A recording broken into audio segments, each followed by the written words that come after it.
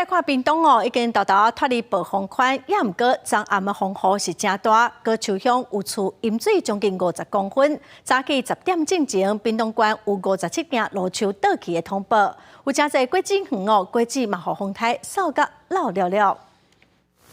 因搭超前后地咧，互怪手甲粪扫车沿路来清理。屏东万丹乡公所员工，还佫有外包商，3号暗时无登去，伫公所台面，4号早时风雨较细，开始刷树啊。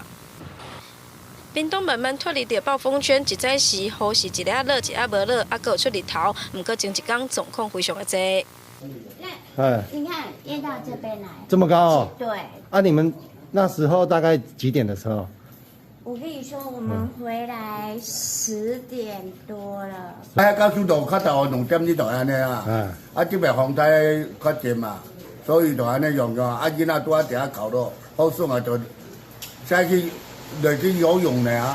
船长讲，村内积水的所在拢伫咧较低的区域，过去遮所在只要大雨就会积水，海葵嘛专管路树是非常严重受损。有骑倒摆人经过屏东大桥屏东端，为着要闪避倒落来树仔来勒残，加上关滨27线产业道路边仔的金蕉园，还佫有泰山村的木瓜园，嘛互吹甲东倒西歪，果实是四界咧压。屏东县税捐基征处进前的老树嘛互吹倒去。